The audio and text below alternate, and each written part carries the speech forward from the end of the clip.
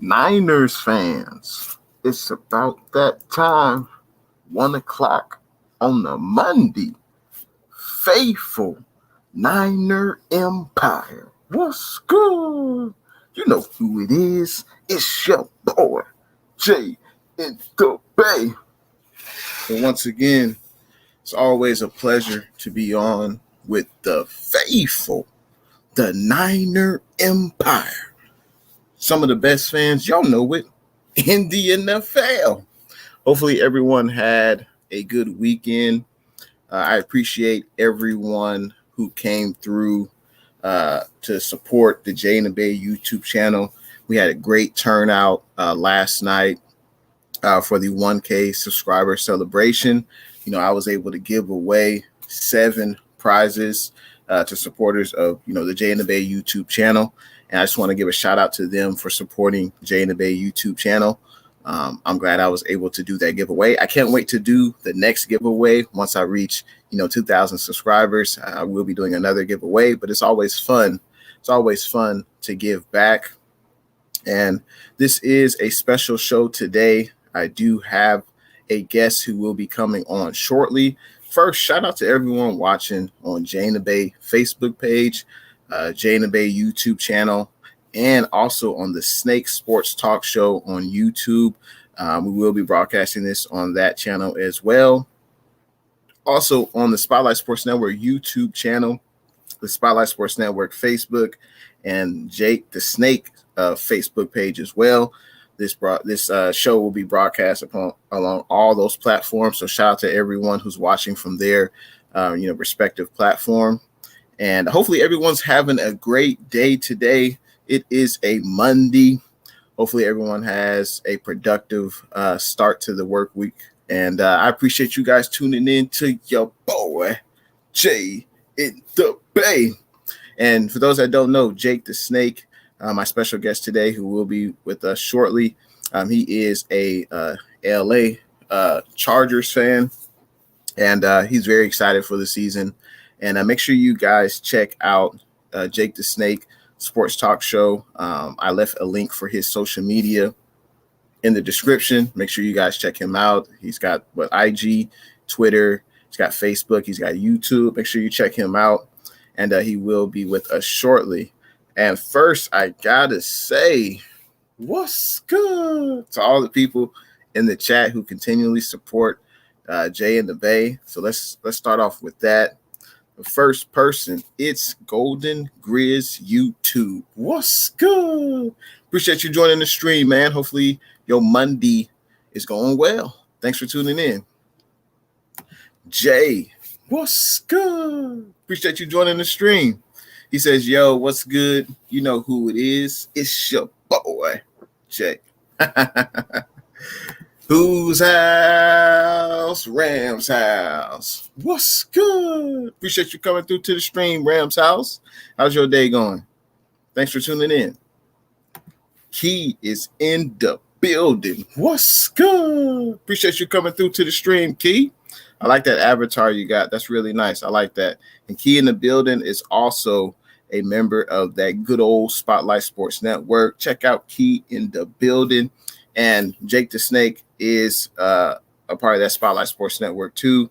So this will be a Spotlight Sports Network collaboration, Niners and Chargers. So I'm very excited for this. It's long overdue because when I first got brought on to the Spotlight Sports Network, Jake was one of the first members there to invite me to his show. So it's long overdue.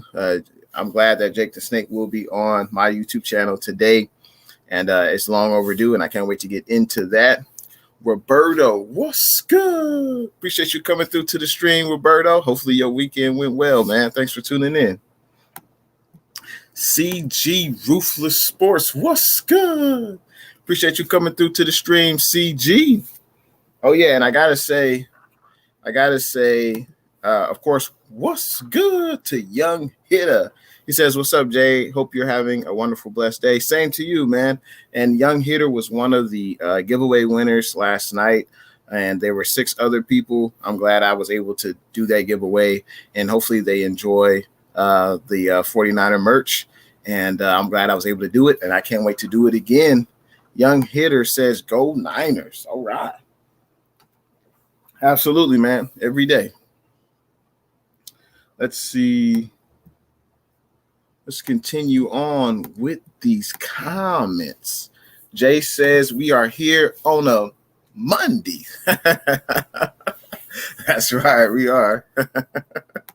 The Remelia Sports Report. What's good? Appreciate you coming through to the stream, man. Remelia Sports Report. He says, what's good? My Niner brother at Jay in the Bay. I'm doing good for a Monday. Doing very good. You know, we're talking about the faithful, talking about the Niner Empire. And for those that don't know, of course, we cater to the faithful, to the Niner Empire. Y'all see it? But I always welcome fans of all fan bases in the NFL. Doesn't matter who you root for. You guys can always come through, hang out, kick it with Jay in the Bay, especially if you're a part of the NFC West dysfunctional family, as Payo Time says it. And obviously the Rams, Seahawks, and Cardinals are included. So everyone's always more than welcome to come through. Key in the building says we're going to have to hook up soon. Birds play the 49ers this year. That's right. Yeah, I'm definitely looking forward to that, Key. That should be a it should be a good game, I think. You know, the Eagles, I don't know exactly the roster moves they made, but that's definitely something we'll talk about the week of the game. We'll definitely have to link up and do a collab and talk about your Philadelphia Eagles and my 49ers. I'm definitely looking forward to that, Key.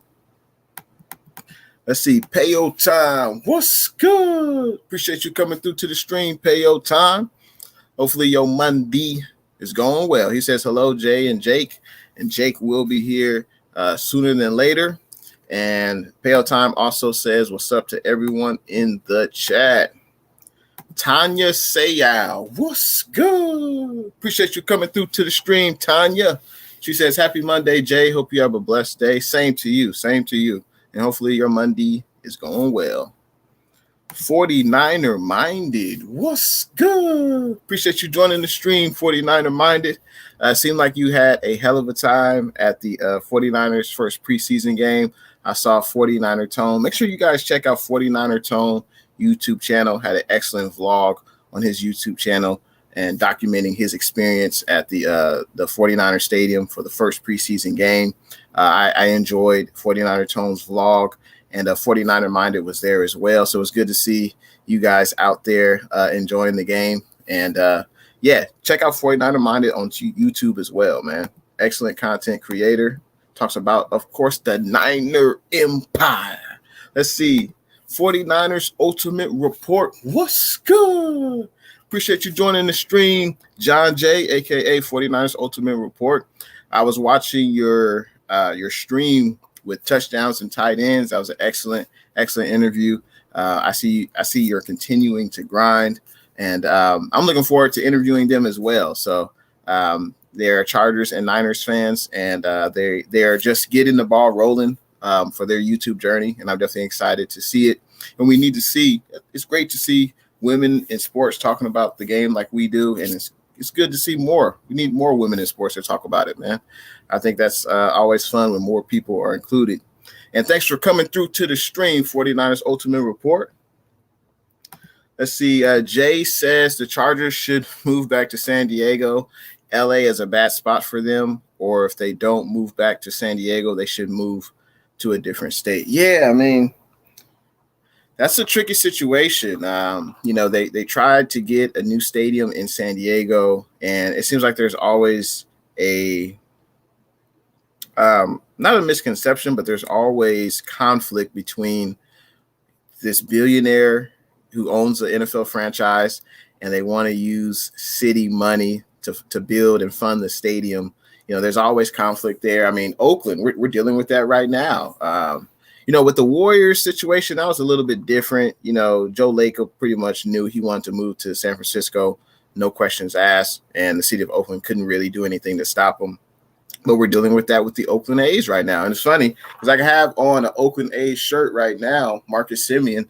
Unfortunately, he's not back with the A's, but the Oakland A's are dealing with the same issue with, they want to build a new stadium, but they want to use city funding. So how much of the city should pay for that versus, this billionaire who owns, a sports franchise. So hopefully the A's can stay in Oakland. But, we'll see what happens. And then, of course, with the Niners, hey, Niners moving to Santa Clara. So we'll see what the Chargers do. I mean, they're in LA with the LA Rams. They have a brand new stadium. We'll see. We'll see what happens. Let's see. Let's continue on with these comments. Let's see. Starscream Sub 026. What's good? Appreciate you coming through to the stream, Starscream. Hopefully, your Monday is going well. Enjoy my world. What's good? Appreciate you coming through to the stream. Enjoy my world. Hopefully your Monday is going well. Hopefully you had a good weekend. And yeah, what do you think about Trey Lance? Enjoy my world. How did Trey do on Saturday night? I think Trey Lance definitely proved why, he's the number 3 overall pick. I think he definitely proved why he is, that number 3 overall pick. It wasn't a perfect performance, but he definitely showed the wow factor. That's for sure. He definitely showed that he wants to make the big play on offense, and he's definitely exciting. And I'm eager to see how this continues to play out between Jimmy G and Trey Lance. We'll see what happens. Let's see. 49ers Ultimate Report says, what's up to everyone in the chat. Jay says, what's up to the Ramelia Sports Report. Key in the building says, can't wait. Yeah, I'm definitely looking forward to that collab. Definitely, I'm ready for it. Rolls Royce, what's good? Appreciate you joining the stream, Rolls Royce. Hopefully you had a good start to the work week, man. And thanks for tuning in. Young hitter, bang bang Niner gang all day. Yeah, and E40 was at the game as well. They showed him on the Jumbotron, so that was cool. E40 was in the building. Pale Time says, I am on my way to pick someone up at the airport, so can't stay long. But I hope you all are having a great day. Horns up. Hey, man, I appreciate you coming through. I appreciate you hopping in, saying what's good. I appreciate that, man. Eric Copork. What's good? Appreciate you joining the stream, man. He says, hey, Jay, what's up? I am new here. Well, welcome to the Jay and the Bay show. And that's how I greet, everyone that leaves a message in the chat. What's good? And I appreciate if you guys are enjoying the stream so far. Go ahead, hit the thumbs up button. Let YouTube and I know that you're enjoying the stream. And if you haven't, make sure you hit that subscribe button. Absolutely do that. And I forgot to put this up, and also follow Jay and the Bay on social media. I got the IG, got the Twitter. Feel free to check me out on social media. And thanks for coming through to the stream, Eric. That's a nice avatar you got there. That's the new is that the new Cleveland baseball team baseball logo? I think. Let me know if I'm wrong about that, but I think that's the new Cleveland baseball team logo. CG Ruthless says, I'll see if I can attend Levi Stadium. More than likely, it's 49ers versus Cardinals. I can record the game or reaction there. That'll be a good idea, CG. I think if you do like a live stream there, I think people would definitely tune in. I would watch it because it's like not everyone can get to the stadium. The tickets are expensive. It's in Santa Clara. Not everyone can get to the game. So I think that would be a great experiment, a great experience to document. And it'll make people feel like they're sitting at the stadium, man. I mean, what's better than that, than getting that experience? So that's a good idea, though. CG Ruthless. I'll be looking out for that. Let's see. Tanya says, yes, Jay, San Diego is where they need to be. Hated they moved to LA. Yeah, I'm sure that a lot of San Diego Chargers fans feel that way. It's very unfortunate. And, hopefully they can make that move back to San Diego. And that way they can have their own brand new stadium. And, that's what every billionaire owner wants. They want a new stadium, like every 15 to 20 years, it seems like it. And, more times than not, they want the city to pay for that. And there's always a conflict there. So very unfortunate, hopefully, they can get back to San Diego sooner than later. CG has a great question for Tanya. She says, "Are you related to Junior Seau?" It's a great question. Let's see. Jay says, "I am officially a Chargers fan." Okay. And he looks like he says he's just kidding. Enjoy My World says, "You know what I think about Trey?" Yeah, I think I don't remember. I think Enjoy My World. I think you said that you wanted the Falcons to draft Trey, or you wanted the Falcons to draft a quarterback to replace Matt Ryan. I don't know. It was so long ago. We're going to definitely have to collab when the 49ers play them good old ATL Falcons this year. I'm definitely looking forward to that game. And, we're definitely not sleeping on the Falcons. They still have Matt Ryan. He's still, pretty good quarterback. They got rid of Julio, but they brought in Kyle Pitts, who's, supposed to be the next coming, the next best tight end. So we'll get an idea of that when we play them. And also they still have Calvin Ridley. I'm not sure about the defense though, but I'm definitely looking forward to that matchup. Key in the building says, "So just do you like any other teams besides the Niners?" No. Only football NFL team I like are the San Francisco 49ers. That's it. Jay, and I agree with Jay, 49ers forever. And speaking of 49ers, there is some latest news regarding the 49ers. I think this news came out maybe about an hour ago before I came on the stream. So looks like the 49ers have waived linebacker James Burgess. They've also waived linebacker Donald Payne, and they've waived defensive lineman Eddie Vanderdoes. So there's 3 players that have been waived from the team.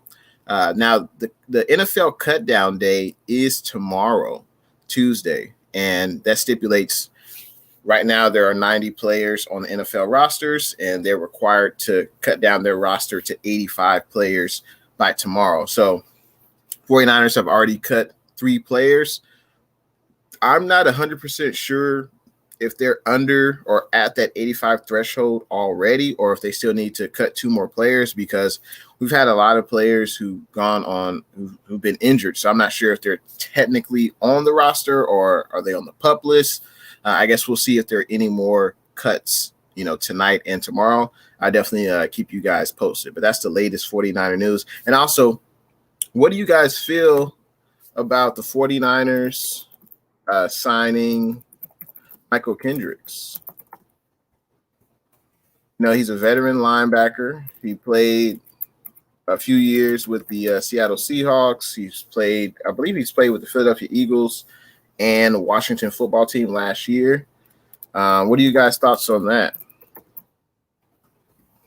Let me know in them comments.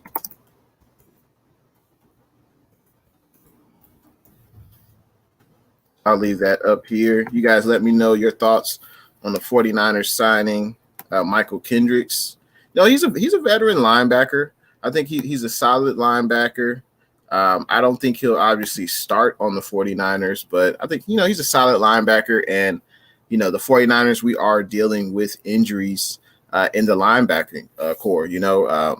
After Fred Warner and Greenlaw, let's see, Demetrius Flanagan-Fowles, he's in the concussion protocol. So he will be out, he's day to day. We don't know when he'll be back, hopefully sooner than later. And also Azeez Al-Shahir, he's supposed to be back by week 1. He's dealing with, I believe, a knee injury. So, that's 2 less linebackers. And then we cut 2 linebackers as well, Donald Payne and James Burgess. So, we still have, so we picked up Kendricks, and then we still have Marcel Harris, who's playing the linebacker position. So we'll see what happens with Michael Kendricks. Hopefully he can make the 53-man active roster. He is a veteran. He's played in the league. I think this will be his 9th year this year. So I think it's a solid signing, and we definitely needed him for depth purposes, just like when we signed Clinton Dix at the safety position. We were desperately in need of a safety due to all the injuries that we've, occurred so far. So I like the move. What do you guys think about the move of signing 49er or signing linebacker Michael Kendricks? Let me know in them comments. Marty M.F. Williams, what's good? Appreciate you joining the stream, Marty. Hopefully your Monday It's going well, man. Thanks for tuning in to the stream. What did you think about your good old Seattle Seahawks preseason game versus the Raiders, the silver and black? Let me know, man. What did you think about their performance? Let's see. Tanya says, I didn't like when the Niners moved out of the city, grew up at Candlestick Park. Yeah, very unfortunate. It's, I don't remember why they moved away. But it's always, there's always a divide. There's always an issue between, the billionaire owner and then the city. How much money should the city pay, to have the stadium done in San Francisco? There's always going to be that conflict there. And it's very unfortunate. And who knows, maybe, I don't know if we'll be still here, but maybe the Niners will move back to, San Francisco. Who knows? I don't know. But I believe they've already redeveloped that property over there, I believe. But yeah, very unfortunate. But, at this point, it kind of is what it is, Enjoy My World says, man, my backup people played terrible. Well, y'all not the only ones. There's a difference between starters and backups. Backups are there for a reason. And starters are starters for a reason. They're just the top 1% in their field. So they're going to make the backups not look as well. But, it's only the first preseason game. Enjoy My World. It's not the end of the world. It's only one preseason game. The Remilia Sports Report. We have love for our little brothers from San Diego. The Chargers pay us rent and concession parking profits to use our stadium. It must be nice for them good old LA Rams and Stan Kroenke. It must be nice. Yeah, man. I mean, it's got to be a temporary, stadium situation for the Chargers, right? I mean, don't you want your own stadium, your own brand new palace? And I wonder, now a great question would be, would the fans in San Diego welcome the Chargers back? That would be a great question, because I know when the Chargers left, a lot of fans were definitely not excited about the move. Young Hitter says, going to be a great year. Can't wait. Absolutely. I'm looking forward to – it was great. It was great just to have football back, right? Faithful, right, Young Hitter? It was great to have football back.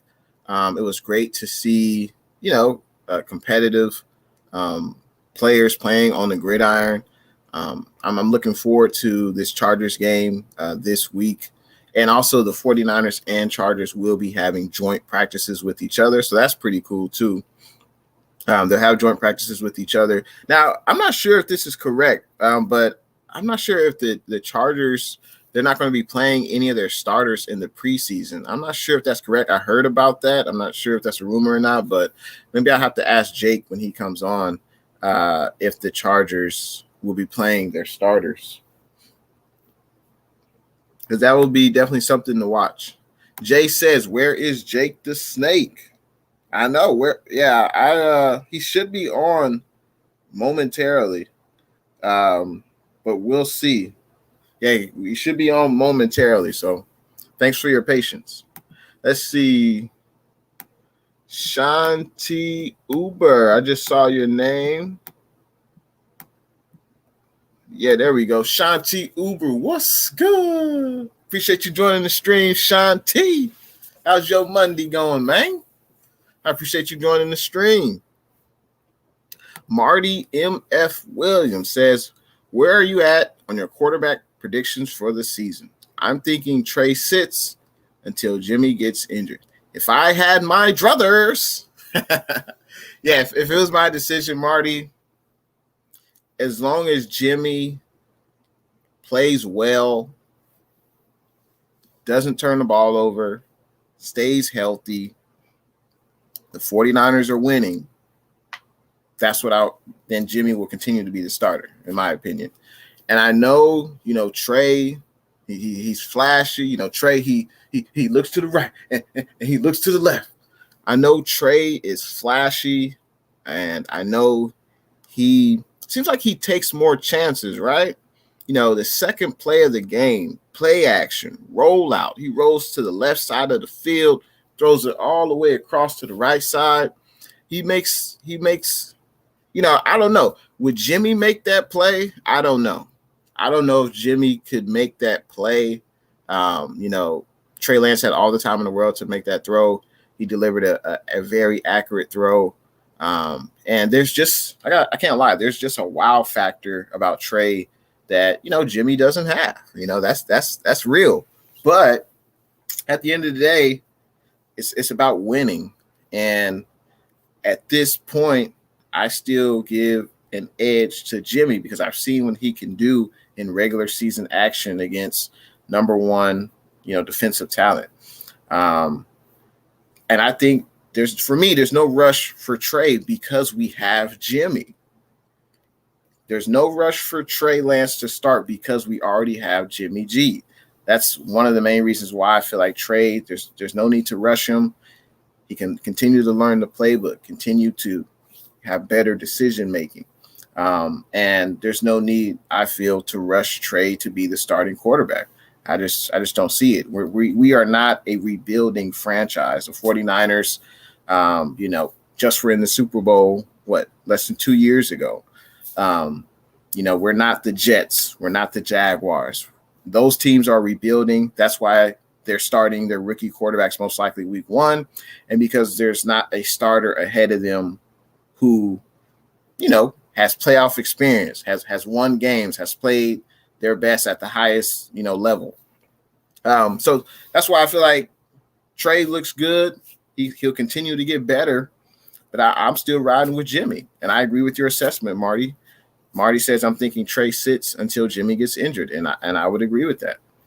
And Shanahan said that Trey Lance will get into the game. He will play in regular season snaps. He will be in certain packages, maybe red zone. And he will get, several snaps in a game just to get his feet wet. And I'm down with that. Jay says, how dare you support the Oakland A's, support the Giants?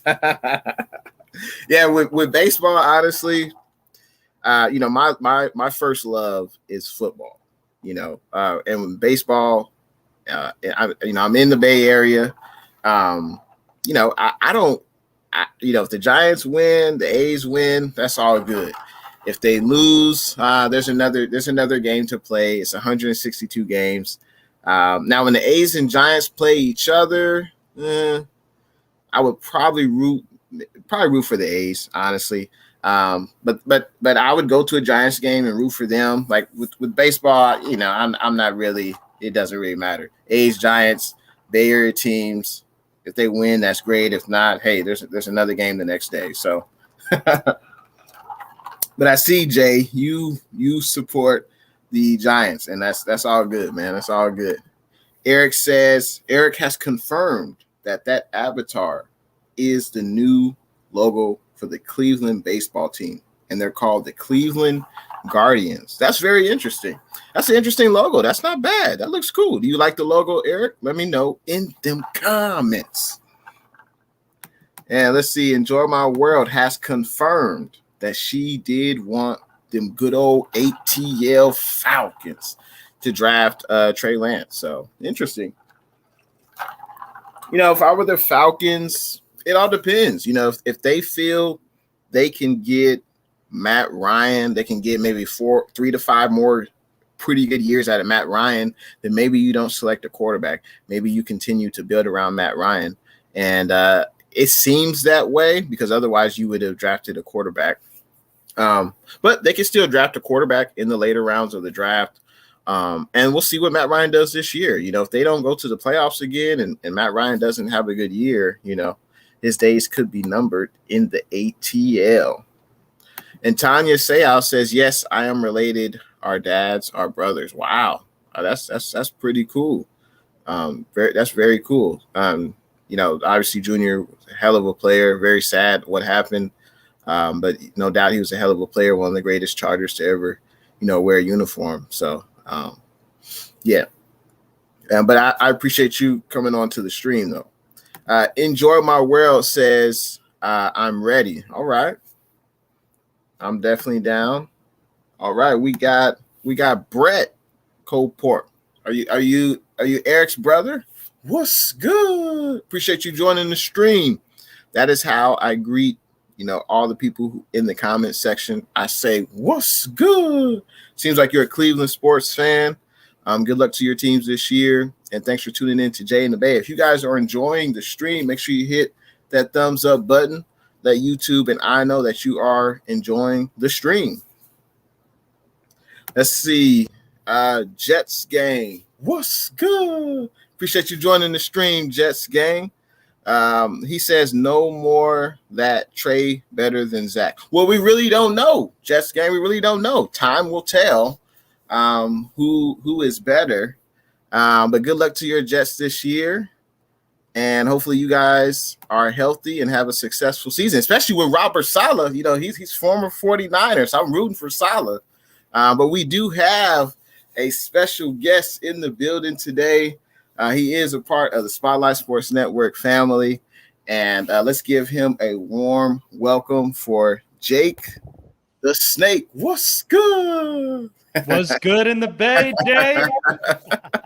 It's all good in the Bay. How you doing, man? I'm doing fantastic, man. I mean, hell, football is officially back, man, and it's a lot of fun, man. Like I'm really excited about this. A lot of really good outcomes, knowing that last year we had no fans in the stands whatsoever. Preseason, regular season, it was great to see just what it's going to look like when the regular season's underway, and just to get a gist about it. People love it that football's back, to be close to the players, close with the organizations. And so I thought it was great. I thought it was really, really good this past weekend. Yeah, and as you said, it's great to have football back. Obviously fans are in the stands, as you said, and it's great. It's great that our teams are playing against each other, this week, 49ers and Chargers. Definitely looking forward to that. And the 49ers and Chargers also have joint practices, which is very cool to see. Quick question. Are the Chargers playing their starters in preseason games? So this has been confirmed from Brandon Staley and from the rest of the organization that the Chargers are not playing majority of their starters due to the fact that they want them to be 110% healthy come the regular season, which I think is smart. You think of guys like Derwin James, who had been hurt in back-to-back seasons. That tells you that has been their priority. They want him healthy. They want to make sure that he can stay on the field long enough. And Justin Herbert, we already know what we're getting out of that package. He's a guy that's going to be throwing deep downfield majority of the time. And even, having key offensive linemen like Corey Linsley not play, I think it's kind of smart. You got to have your snapper. You got to have somebody that's going to be there to stay healthy, to give extra protection. Whatever happens on the outside lines, it's going to be the next guy coming up in case of that does happen. But I thought this was smart for the Chargers organization to do this, because this is kind of giving you a gist. They want to be better than where they sat at last year at 7-9. Absolutely. And speaking of Brandon Staley, you guys hired a new head coach. He was the LA Rams defensive coordinator, and now he stays in LA, and now he's the head coach of the LA Chargers. How do you think Stanley will be better than former head coach Anthony Lynn? Oh yeah, you got it right, Brandon Staley. Yeah, you got it right. Brandon Staley. Okay, Brandon Staley. Yeah, no worries. I just want to shout out to a couple of people that were up and in here, up onto the chat. CG, thank you so much, man, for your subscription, man. I really do appreciate it. All good in the fam. And Payo Time, I apologize, man. Sorry, man, but we got your ex-DC, man, and it was a lot of fun watching it this past weekend. And also, shout out to Tanya Sehow. Great, man. I mean, words can't really describe how great Junior Sehow really was as a person, as a player, and just what he meant to the community. So that's awesome to seeing her in the chat and just giving her peace. I think it would be great to, get at least a collab and just to kind of get some great Chargers reminiscing stories about who he was and what he meant. But yeah, those are the shout outs I wanted to give. So Brandon Staley, I absolutely love this hire. I was kind of skeptical about how things were really going to be with him and how he was going to manage this team. Because you think about a team that went 7-9, that lost majority of their games to either 7 points or less. And this is where you have to be clutch football. It's like a game of chess. And unfortunately for for Anthony Lynn, he just got out coached. And I think it was clear what you saw with some of the decision making that he had from against the Saints, against the Buccaneers, and even making constant adjustments against the Patriots, and then get shut out 45-0. So I think initially it was kind of that time that the Chargers were ready to move on from him, because you can't say that a lot of it had to be from offense and defense, which both sides of the football were in the top 10s last year. But it doesn't make sense that the fact they missed the playoffs, they went 7-9, and then they drafted in the top 15s in the draft this past year. But having Brandon Staley, knowing what you watch in practice and mini camps, just the things he focuses on, and then also turning a Rams team into the number one best defense in the NFL, shows you his resume and what he's capable of doing. And hearing his plan, hearing his schemes, and what he brings to the table that's going to make this team better, I think is where I fell in love with the hire. I think he's probably the smartest young head coach that, you're kind of seeing this trend in the NFL. You see this with Kyle Shanahan, Sean McVay, and a couple of others. We're moving in that direction as a league. And so I think with the Chargers, because they're hungry for at some point being more than just a laughingstock in the NFL, they want to be respected as contenders. And I think Brandon Staley is exactly the guy that's going to lead them the way in the next couple of years. All right. And I'm definitely intrigued to see, how this plays out with the LA Chargers, because I feel like over the past years that they're always one of the most talented teams in the NFL, but it seems like they underperform. So we'll see if Staley can get the best out of the Chargers. Now, we all know, the Chargers, they struck gold when they selected quarterback, Justin Herbert out of Oregon. Mm-hmm. It was kind of a fluke that he got in the first game. The Chargers doctor took out Tyrod Taylor. Who would have saw that coming? But right. But the Chargers, they have weapons all over the offense. Do you feel there was a need at the end of last season going into the offseason? Do you feel like there was a need on the offensive side of the ball that the Chargers needed to address?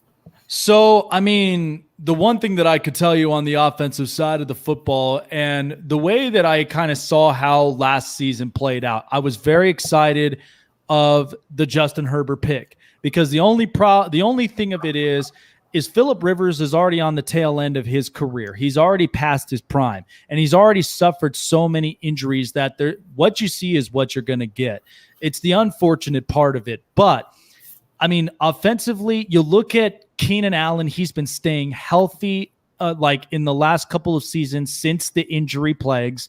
Mike Williams, I think, really needs to step things up on his end, because whether it's injuries or just not really kind of seeing him deep downfield, I know he's capable of making catches and I know he's capable of making plays, but this is kind of a make it or break it year for him.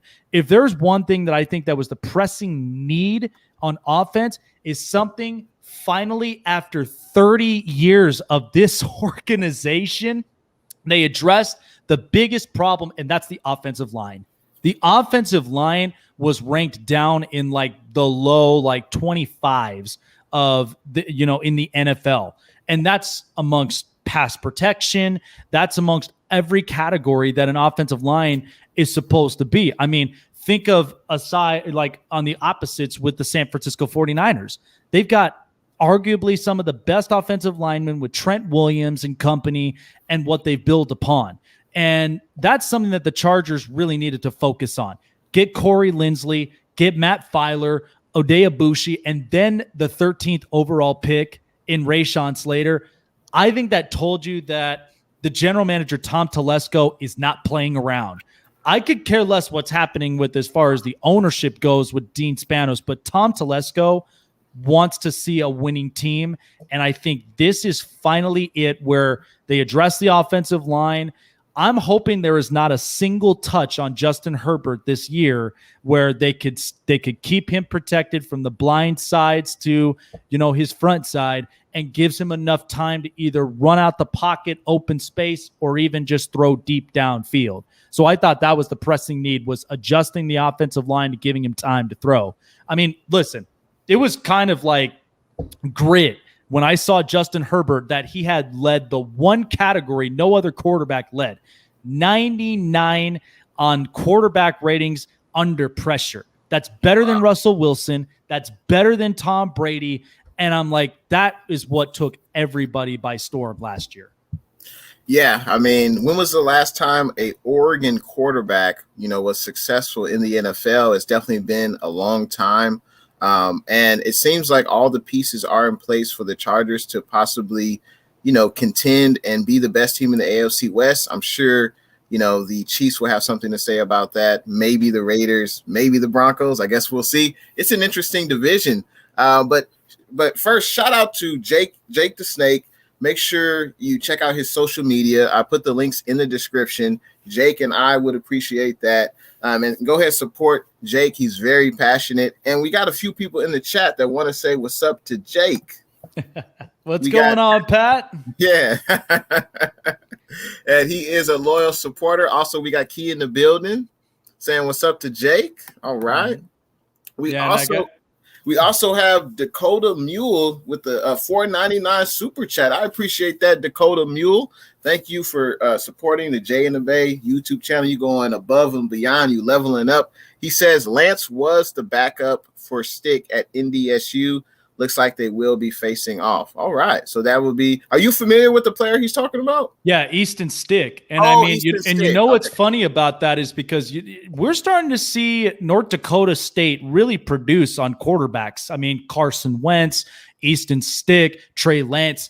They've been producing some pretty damn good quarterbacks in the last 3-4 years. So I think they're kind of up on the maps of just, those under the radar type schools that they can get a quarterback there that he could throw. And you think of North Dakota, you're going to get you're going to get a fair share of sun and cold. And, I think it's perfect for quarterback destinations to learn, to grow, and then eventually thrive in the NFL. Absolutely. And I hopefully we have a good one with Trey Lance. Just your quick thoughts. Did you happen to see the highlights from the latest 49er preseason game? I did, in fact. And you know what? I was very impressed with Trey Lance. I know that there are going to be a couple of adjustments that may need to be made, but that's what preseason's there for, and even for the mini camps. But you're right. I've listened to a little bit of it, and you're absolutely right that Trey Lance is the absolute reason why the 49ers picked him at number 3. And it's kind of the same similar plan that I'll even be talking about on my personal show is the fact that how he approaches and at the same time the situation the 49ers are in. Because Trey Lance is absolutely their future. But the only way that Trey Lance will get more snaps is unless Jimmy G ends up on the injured reserve. That's the only time that I think they would. Now, I know they implemented as far as have him play a couple snaps during the regular season, but I wouldn't flirt with it, here and there because you're still kind of going through the process of reading and learning the playbook and mastering it. And then when the time is right, I usually look at rookie quarterbacks by week 8. At least by 6 to 8, because that's the minimum. You have enough time that you go home, you do your homework, learn the playbook, practice it, in mini camps and in OTAs. And then that'll give you enough time that if you come in for first team reps, you show them what you got. That's just kind of how the NFL works. They work from week to week. So I think Trey Lance is going to be really, really good with his 49ers group. And I think he's going to be groomed well so that when he first has his official start, it's going to be something special for years for the 49ers to come. I definitely agree with that. And a wise man once said, you never have a second chance to make a first impression. And Trey Lance definitely impressed the entire faithful with his performance. Like you said, it wasn't perfect. He definitely has things he needs to work on, but I think the franchise is definitely in good hands with number 5 behind center. And I definitely have to say, what's good to Luis Joshua. Thanks for tuning in to the stream. He says, what's up, dude? He's watching on Facebook. I appreciate you joining the stream. Hopefully you're enjoying. So the Chargers, they have the offense. They got the weapons. On defense, they have the second best Bosa brother in the NFL. And I said second best. And you already know I'm repping the big bear just for you because I know you got the smaller bear on the other side. you got Derwin James. Yeah. And those are the two most notable names on the team. Right. For those that don't follow Chargers, as much as you do, were there any other needs on defense going into the offseason that you felt the Chargers should address in draft or free agency? So I think the pressing need for the Chargers on the defensive side of the football had mostly been, it's kind of a half and half mixture between linebackers and corners. Because the fact of the matter is that the Chargers had been lacking linebackers in the last couple of years, especially when it came to health. I think the defensive front line is really good. I think Jerry Tillery, because he came in at 2019 as a rookie, kind of mixing in, into some different reps and different positions. But I thought last year he really impacted well. I'm actually excited to see what he does in year 3 and how he's really going to match up with all these offensive linemen and bust through and bring pressure to the run or the pass game. So I think the front line is good. As long as you have, Jerry Tillery really making impacts, what you're getting out of Joey Bosa for the most part, but Linval Joseph and Justin Jones, that's kind of just your set line right there. Linebackers, this was the hard part. Drew Tranquill was out for the remainder of the season due to an injury. So that left open their 23rd pick in the first round with Kenneth Murray. And I'm absolutely excited about this kid in year 2 because I said this coming in is that I think you're getting a spitting image of Darius Leonard out of Kenneth Murray. He's a tackling machine. He's a guy that really kind of reads, the offensive schematics, whether it's run or pass. Now, as far as coverage linebacker, that's what's going to need to be addressed a lot more. Kaiser White, I saw this past weekend. He actually stepped up a lot of different places, and I think that may be part of Brandon Staley's adjustment as a defensive coordinated mind to getting those linebackers involved. So that was one position where we needed to work on coverage, schemes when it came to the linebacking position, because you already know these are high motoring tackling linebackers. They can get to the quarterback. They can get to the running back, but they got to be able to scan downfield, especially when it comes to midfield passes. That has been our weakness. The other part, the corners. It was a tough loss because I know it's also in one of the questions, losing Casey Hayward. I knew it was a tough loss because he's a cover type of corner, and this was a guy that no matter what people said, health-wise or losing a step, he was still making plays a lot of corners don't really do. But they addressed it the second that they got Asante Samuel Jr. He is a guy that is an under-the-radar corner and a pedigree of his father, Asante Samuel, that we watched for years with New England and Philly.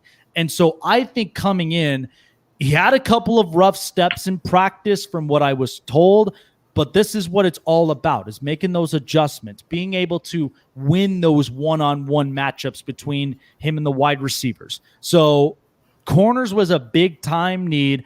I was very happy that they were able to extend Michael Davis because I thought he was really, really good when it came to corner and safety.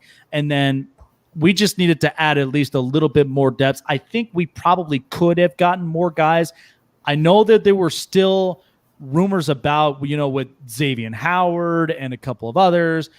I was kind of skeptical with how that was going to go, but they definitely needed to get more corners. So that was the primary positions, linebackers and corners. And Casey Hayward, speaking of Casey Hayward, didn't he stay in division? He went to the Las Vegas Raiders. That's right. He went right to the dark side with the Raiders. But you know what, though? He's not going to be prepared for when Keenan Allen slays those legs of his, man, when he's got to make a play open. That's funny because, you mentioned Asante Samuel Jr. That was a player, a lot of 49er fans were definitely wanted. Going into the offseason for the 49ers, that was definitely an area of need for us. We only had one corner who was signed through the next year. And I was surprised that John Lynch was able to re-sign our 3 best corners. But I definitely wanted us to get a corner high in the draft. We did get 2 corners later on in the draft, which I think they will turn out well. And the reason I mention that is because, a wise man once said, iron sharpens iron. And you have Asante Samuel Jr., great pedigree. He's a rookie cornerback coming into the league, and he gets to practice against Keenan Allen every day. I mean, How is he not going to get better? That's definitely a great find for your Chargers. And, I'm hoping he does well for you guys. We'll see him this preseason and this week. So, yeah, absolutely. I mean, you got a lot of real good wide receivers, from top to bottom on that depth roster. So, and like I said, you're going to get better from each rep and from each snap. So that's why I'm very excited in what he brings to the table. And what's the best part is you've got a connection with him and Derwin James, both being from Florida State, and even from, last weekend's game with both of them, and then Jalen Ramsey, all of them Seminoles. Florida State does produce a lot of really good secondaries from corners and safeties. And the way that they just have their schematics on defense, I think is what really tells you what they're used to from there, and then what they can implement under Brandon Staley's coaching schemes. Yeah, and I'm definitely eager to see, how Staley can, utilize the chess pieces as far as the defensive players and how he can put them in the best situation to succeed. I know preseason, we're not going to really see much. I'm sure both teams want to keep the play calling vanilla. They don't want to put their best plays or their actual plays on game day on Sunday. But going back to, we just spoke of the most significant free agency loss, and that was Casey Hayward. Who do you think was the most significant free agent signed by the Chargers this offseason? The most significant sign for the Chargers has to be right there from the front of that line, and that is Corey Linsley.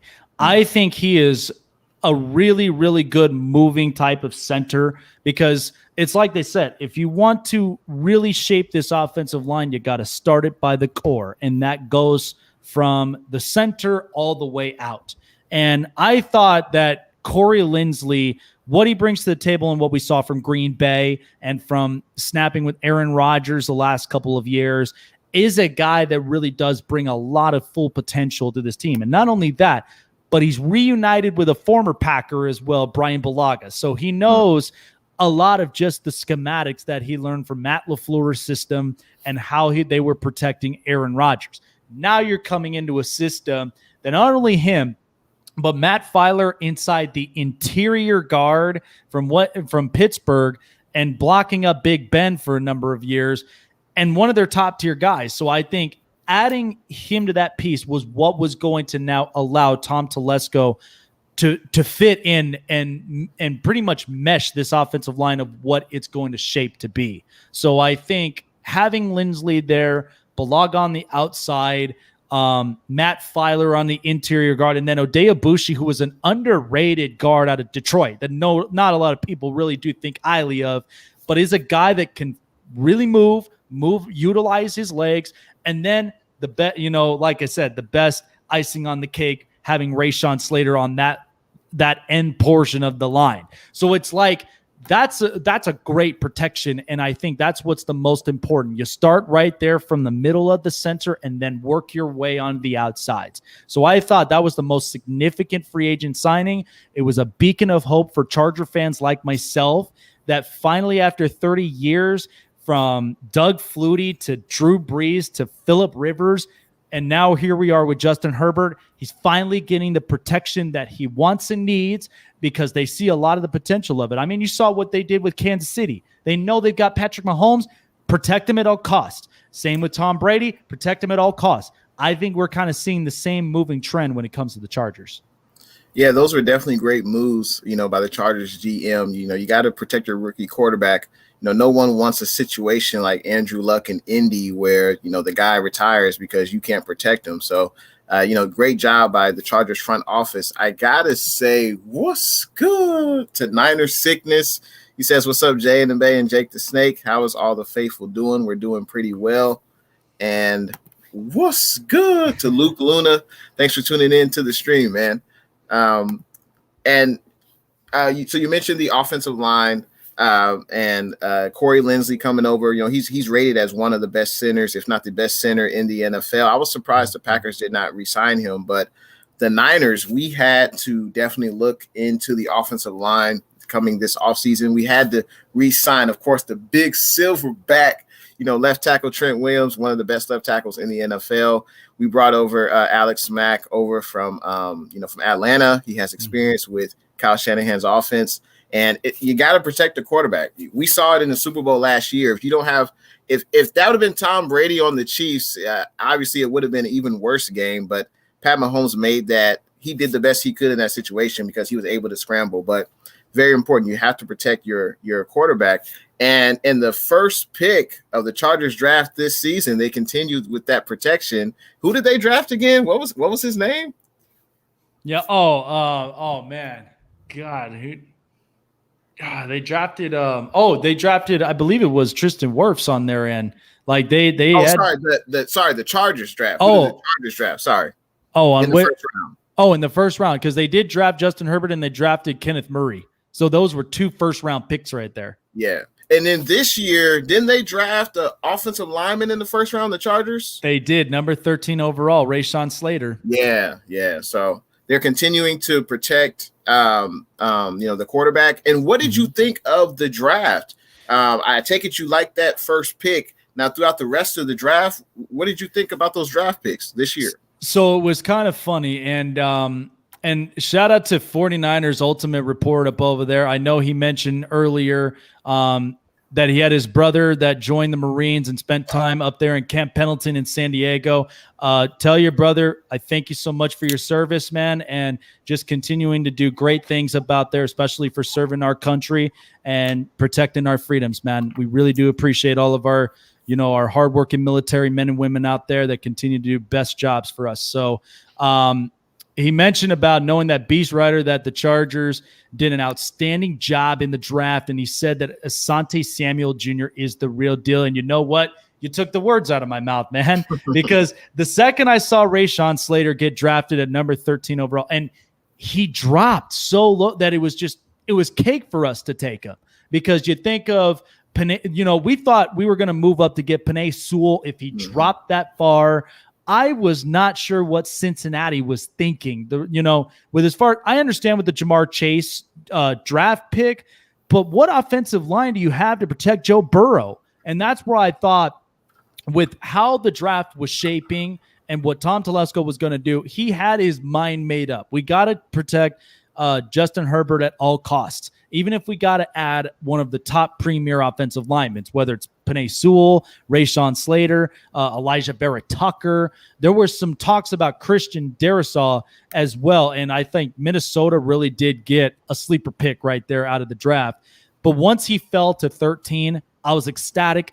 I kind of knew that this was a team that's moving in the right direction. They see a future, and I was very excited about it. And then it really hyped up the mindset of, we're no longer going to be losers in this league. The second they got Asante Samuel Jr. in the second round, and in the same thing, he just falls into the middle of the draft, like just on a silver platter right to the Chargers. And how can you not take him? And that's where I think Tom Telesco made such smart moves, didn't even have to move up or down a lot in the draft. He only had to make the right moves possible, and everything just came to him. It just received right to him. And that's where I said, this team is not joking anymore. This team is finally moving into the right direction. They know that they are in a wild, wild West division with Pat Mahomes twice a year, the Raiders and Derek Carr twice a year. And look, I mean, I could just say Denver Broncos defense twice a year, but that's about it. And so in order to really keep up in this division, you got to play within this division. So I think they're more than capable of doing that. And Justin Herbert and Patrick Mahomes twice a year, that's going to be a hell of a rivalry for the next 15 years. So I'm excited to see that. And the rest of it, Josh Palmer and a couple of other offensive guys, but even one sleeper pick I really am enjoying that fits in well with the edge rush is Chris Rumpf. I think this kid, everybody slept on him just because he went to a small school in Duke. and seeing what he brought to the table as an edge rusher. They did lose Melvin Ingram to Pittsburgh, but at the same time, I'm liking with what I'm seeing out of Chris Rumpf, and I think he's going to fit in well with Joey Bosa. He'll have another partner in crime on that line, serving as either a mic or anywhere that you can. He's going to be a guy that's going to be exciting to watch. So I really liked it. And even a guy that I enjoyed watching that still tells you why they have probably one of the best running back depths in the league is, Roundtree. And when I watched him run this past weekend against the Rams and cutting back right in the middle of the field, they're getting some really, really good, under radar players that no organizations in this league would have ever thought he could make an impact like that. And I like with what Tom Telesco put together, they're moving in the right direction. And I think very sooner than later, you'll expect since 1960, this team's been around, sooner than later, you're going to see a Lombardi trophy in this organization. Yeah, talk about the stars aligning for the Chargers. Slater falls to them in the first round. The Niners were in perfect position to get Asante Samuel, and then we traded down. We traded down for a guard, and the guard right now, Aaron Banks, he's a Bay Area kid. He's working on a second-team offense. I'm not saying he's not good or he's not able to play, but right now he's on the second team, and we could have gotten Asante Samuel there with that 43 overall pick. But we'll see how it plays out. But it seems like I'm excited. Obviously, I didn't know this much about the Chargers offseason and draft, but I'm excited for you and the Chargers this upcoming season. Now let's continue on with the excitement about the draft. Now, which rookie do you think will have the most impact this season? I think the rookie that's going to have the most impact this year, and I dug in deep with a lot of these different rookies and stuff like that, and I truly think the guy that's going to thrive the best, it's got to be Rashawn Slater. I think he's going to be a guy that's really going to protect Justin Herbert at all costs on the blind side of things, because I'm going to get into it by the time we get into week 1, because week 1, the Chargers face the Washington football team. And the first matchup that Rashawn Slater has to face is Chase Young. And the funny thing of it is they both faced off against each other in college, with Northwestern against Ohio State. And if you watch the videotapes on those matchups, Rashawn Slater just put Chase Young in his place. There was nowhere else for Chase Young really to move around. Now, I know it's different because Chase Young's got a year of experience in the NFL, so it does transition well. I do believe that. But I do think because of just the veteran experience you have around him and just the fact that he can learn all of the ins and outs on just protection and then just kind of winning those one-on-one matchups against a defensive line, I think is going to be the most exciting thing to watch with Slater there. I think he's just the icing on the cake that makes this the most just rejuvenated offensive line that the Chargers have ever had. And this, I think, was honestly money well spent in the bank. So I think Rashawn, he's going to come in, he's going to plug himself in, and he's really going to be impactful when it comes to time in the pocket and giving Justin Herbert what he needs. And he will definitely get a test. Obviously, week 1 against Washington, the entire offensive line. Washington has one of the best defensive fronts in the NFL, if not the best in the NFL. And I'm eager to see how the 49ers defensive front will face or how they'll play against the Chargers this weekend, because, obviously Bosa probably won't play. Samson, who we got over from the LA Rams, probably won't play. I don't know if Armstead will play. But we have a lot of depth in that area, so it'll be interesting to see how they'll fare against, one of the better offensive lines, in the NFL. And I got to give a what's good huge shout out to 49ers First Takes for that $5 super chat. I appreciate it. He says, holla at my boy, keep bringing the filthy. All right. And I appreciate you coming through 49ers First Takes. And now, speaking of the division, obviously it's the Chiefs, it's the Raiders, it's the Broncos, and the Chargers. I think you would agree. Let me ask you though: are the Chiefs still the toughest team in the division to compete with? Oh, of course, man. Yeah. I mean, you know exactly how some of our guys on the network would be, man. I'm not scared of those haters twice a year. I'm not scared of those donkeys twice a year. But you're absolutely right. Kansas City is right in their sights. If there's anything that we've learned about last season of what the Chargers did, here's what's funny about this, because the Chargers obviously win the first week against Cincinnati and Joe Burrow, which was a very close one. Second week, it was unfortunate because of the fact of what happened with Tyrod Taylor and medical issues with the docs that forced their hand to start Justin Herbert. But you know what? They were that close to beating Patrick Mahomes and the Kansas City Chiefs by 3-point margin. They were not prepared for him. They had no videotape whatsoever on Herbert's game.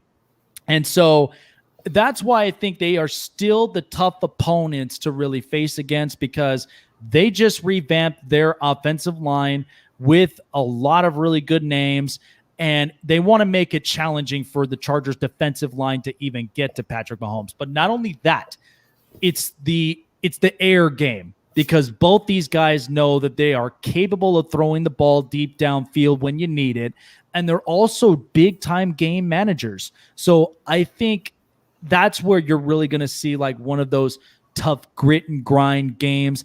I've said this before. I think the Chargers will sweep the series against Denver twice. They'll sweep the series against the Raiders twice. But that is going to be a tough one that I feel like is going to be half and half. The Chargers may win the game at home against Kansas City, and they might drop one on the road in Arrowhead. And so that's where I think ultimately is kind of the toughest position for them.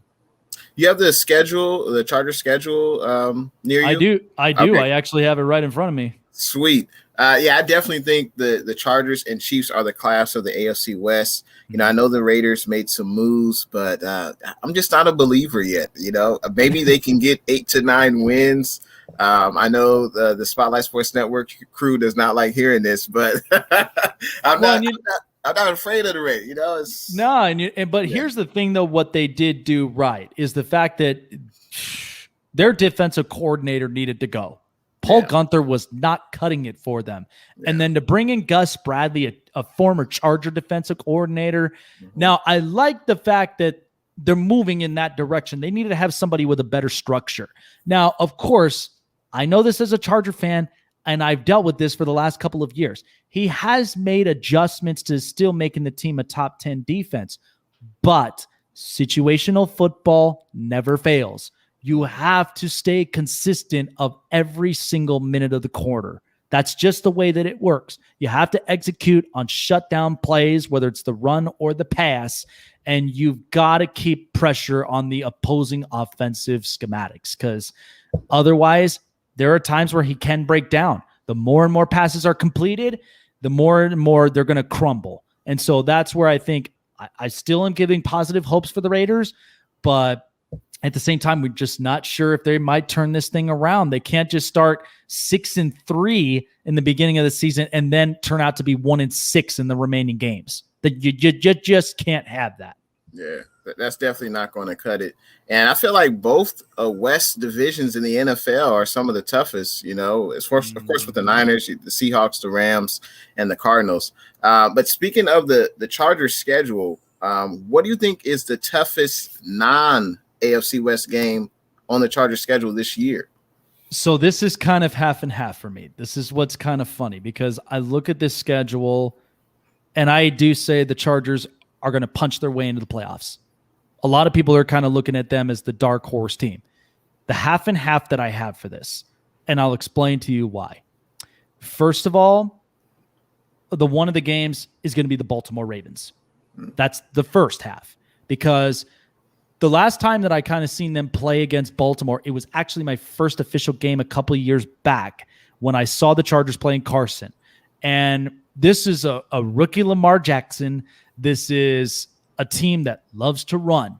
Now, the Chargers have figured out their number before in the past, but at the same time, This is also a team that's got Marcus Peters, Marlon Humphrey, and a couple of really good defensive secondaries. Not going to be that easy to really kind of blow past. So they have to be very, very particular and precise when it comes to offensive plays, whether it's, short and slant plays, maybe midfield passes, and then in the same time mix up a little bit of runs to kind of get them off guard. You got to do any way that you can to break that defense down. My second half, people will call me crazy, but it's New England. I am not celebrating until they get a win against Bill Belichick and that Patriots team, because last year everybody was ranting and raving about it. This is the same old spiel, and this is coming from a Charger fan who was a fan since I was 7, and I have been pissed every year when they play the Patriots because of how many times, and now I know this is without Tom, but even without Tom, they still shut the Chargers out 45-0, and I was pissed. And that is the one thing that Anthony Lynn got out-coached. There was so much high praise that brought pressure. No more of that. They cannot be pressured. They cannot be intimidated by this New England team. They have got to show them that they are not to pick around and play around with this year. In an AFC conference that that Cleveland's got to get serious. Listen, we played Cleveland before, and we know that there are times that Baker Mayfield can unravel when you put pressure on. But at the same time, you got New England, you got Baltimore, you got a couple of even Buffalo being the toughest team in the AFC. Either one of those teams outside of the division, there's still some competitiveness with them. But I think that if the Chargers pull off a win against the Patriots, I am guaranteeing they are going to be scary in the playoffs, because that is the one team you have to get past. It's a respect thing. It's a test. They still have not passed this test after the last couple of years, but I am very confident that the Chargers will play hard. They'll play smart, and I do think they are going to pass this test this year. So it's Baltimore on one half and New England on the other. Oh, those are great choices. And, Bill Belichick and the Patriots, he's one of the great defensive minds probably that I've seen in the last 30 years. He's probably one of the greatest defensive coaches ever. And he has a knack for, making rookie or young quarterbacks feel uncomfortable. And we see that pretty often, regardless of whether the offense is good or not. But I like that. I like that Cleveland game. I think that's going to be a tough matchup for the Chargers. They have to worry about Kareem Hunt and Nick Chubb. The Browns have a lot of weapons on the offensive side of the ball. On defense, you got Myles Garrett. They brought in Jadeveon Clowney. That's going to be a pretty good game, kind of an underrated game. But I think the Chargers should, they should fare well against the Browns. I think it'll be really close, but I think that'll also be a tough game. Now, speaking of the schedule, predict the Chargers win-loss record. What do you think? So I looked at all about this record, and I am going to be dropping a record prediction video as well. And actually, Niners sickness, I'm not a Yankee fan, believe it or not. I'm actually not a Yankee fan. I have this because I got to give respect to the captain. 20 years of loyalty in the Bronx. He was one of my favorite icons to watch, honestly, as a diehard baseball fan. But telling Jay, I am an Oakland A's fan. I love the A's. I love their chances. And we're only about, a game and a half behind the Asterisks. Let's embarrass them, and let's show them exactly who plays real good baseball. So, but I will be dropping a record prediction as well for the Chargers in the coming days. But I look at the schedule, and I love it.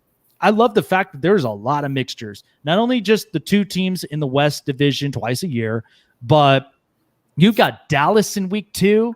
And you've got Cleveland, Baltimore, New England that we know is going to be a redemption game from last year. Philly, surprisingly, I know I've been talking a lot of smack with Key in the building about her birdies and all of that, and seeing how that's going to favor out. But I think all throughout this schedule, I'm giving or taking the Chargers will at least go 13-4. If not 12-5, because this is where I watched this defense yesterday, or this past weekend, and I know it's pretty early, but I like what I saw. A lot of the cover details, a lot of just getting involved with the rushes. And what's so funny about this is that they don't stall, but they creep. I've seen a lot of, whether it's the secondaries or the linebackers, they creep. Their field of vision is just, it's much better than what it looked like last year. And when you saw those passes that the Chargers intercepted, that is where they go in for the kill. And I think that's exactly where Brandon Staley, he implemented this with the Rams, and I think he's going to be implementing the same defensive tactic for the Chargers. So 13-4, 12-5. Wow, that's an amazing record prediction.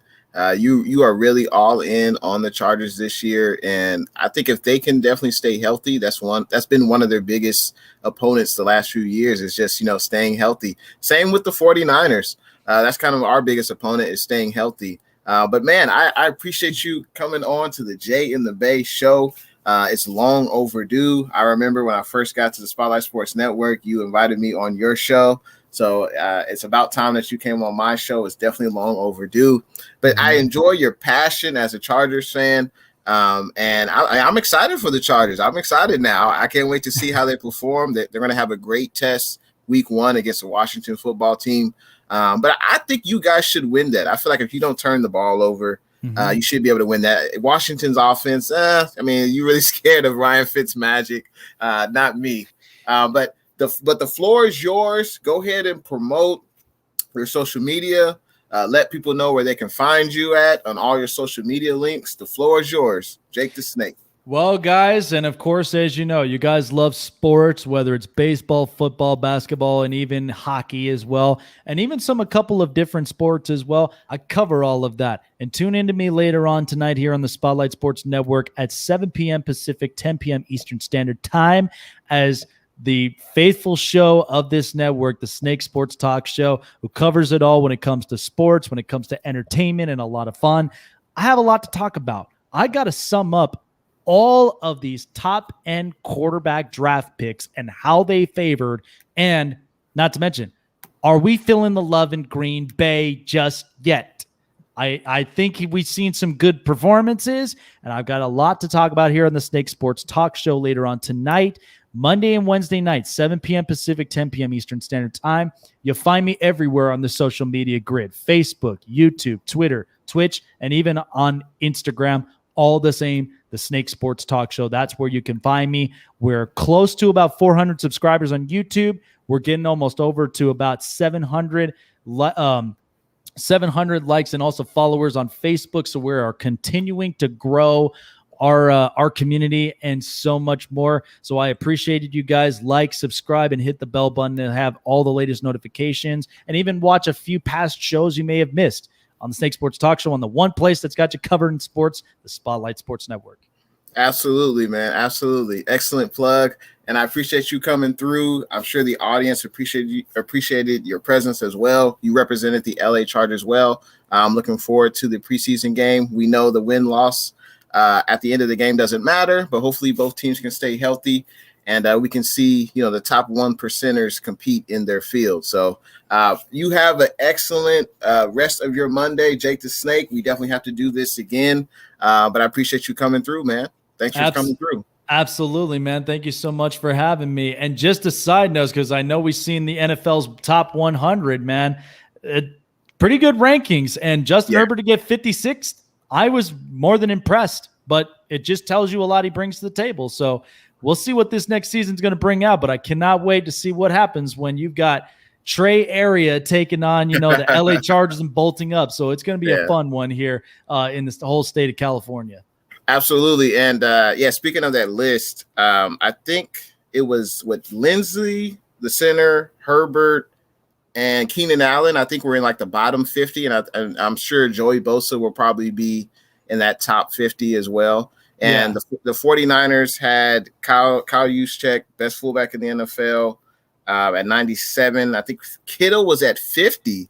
And if they're basing it off of last season, I guess I get it, because he was hurt, for a lot of the season. But I think Kittle, in some of his better years, he should easily be top 10.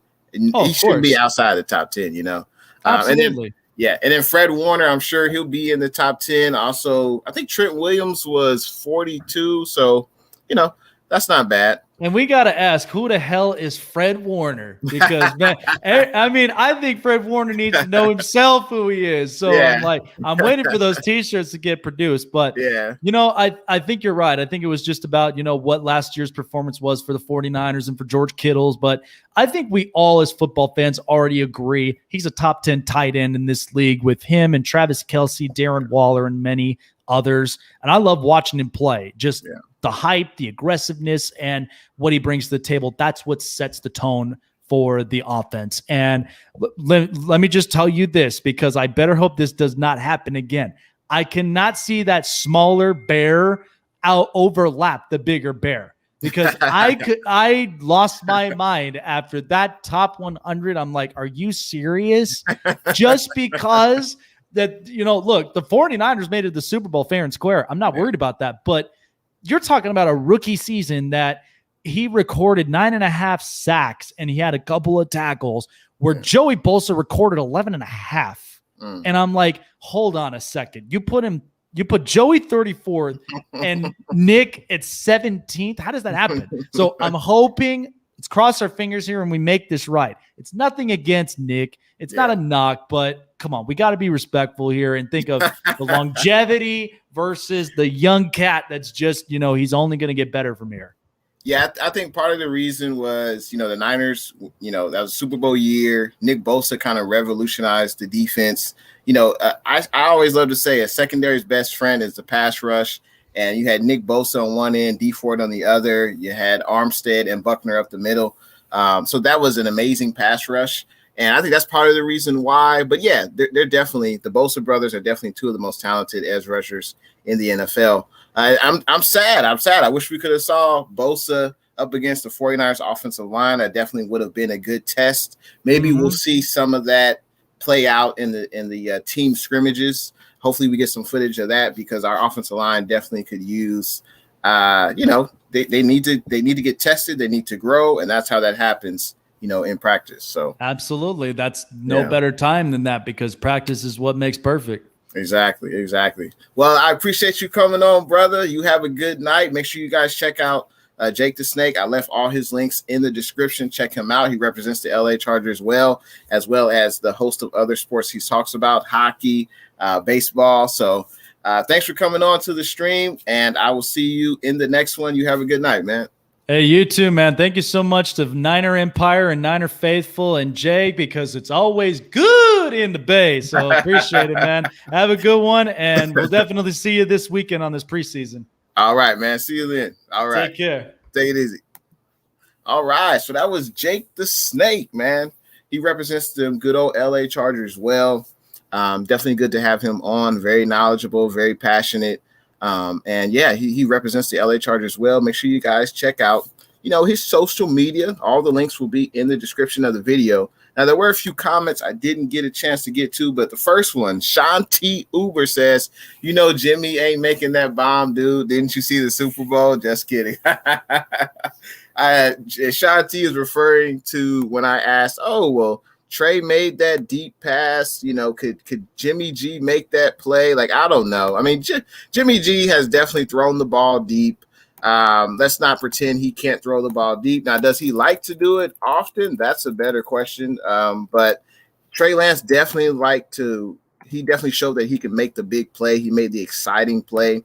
And that's something that it's very nice to see from Trey Lance. Very nice to see. Now, let's continue on with these comments.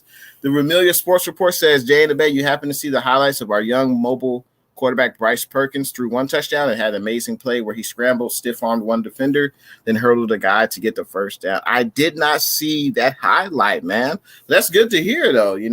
Nothing like a dynamic player at the quarterback position, making plays with his legs. That's always exciting. Damian Lee, what's good? Appreciate you joining the stream, D.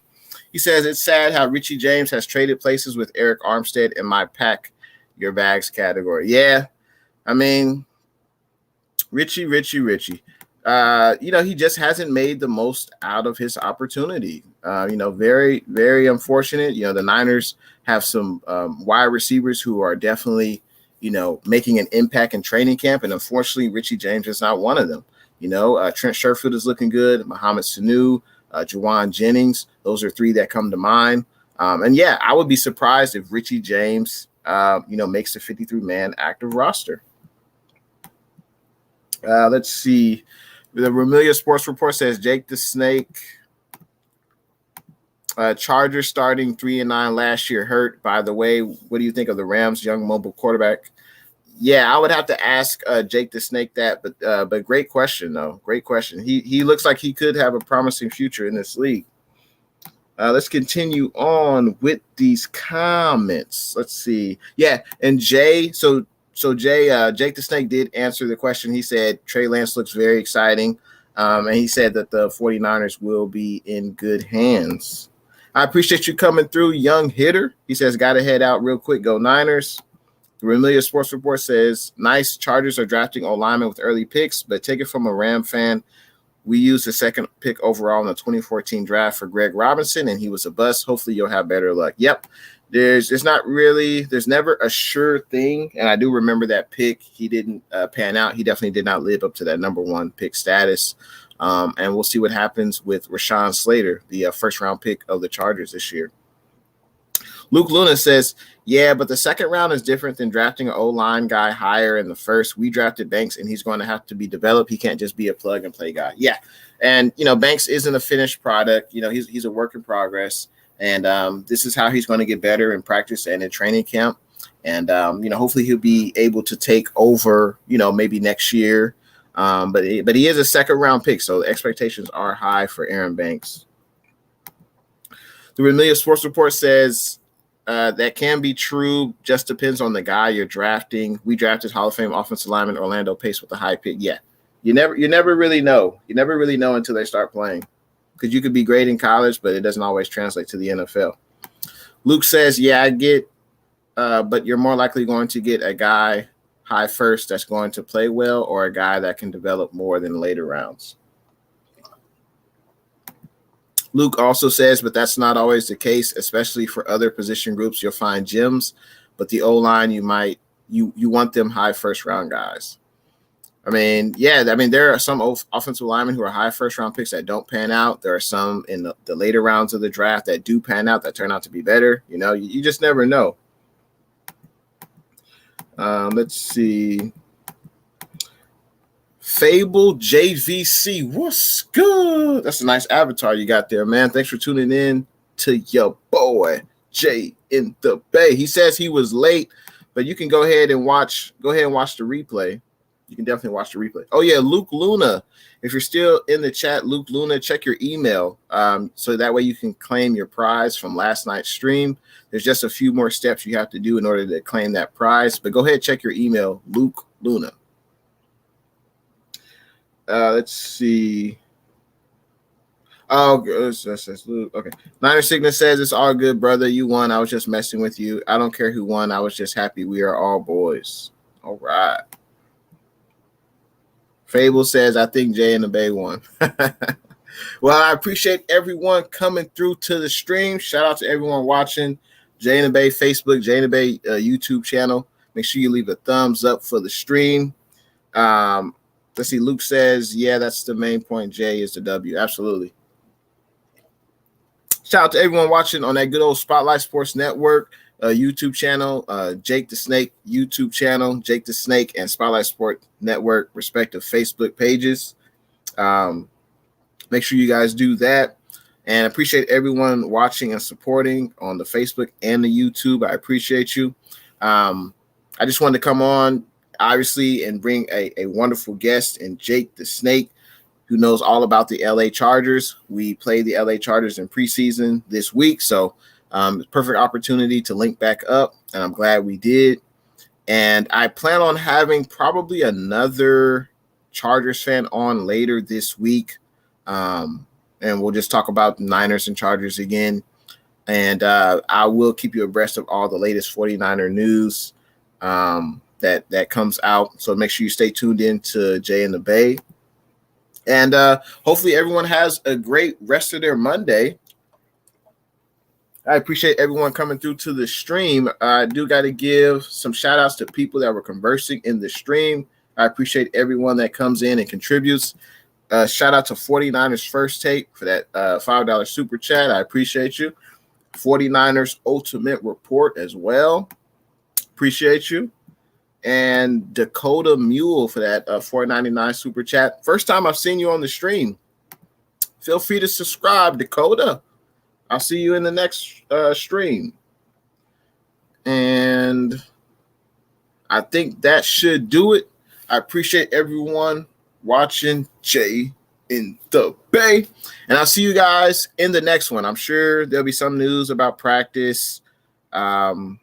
I'm sure something will come out. Maybe I'll do a live stream tonight or tomorrow night, and we can continue talking about the faithful, the Niner Empire. But I'll see you guys in the next one. Thanks for tuning in. Have a great rest of your week.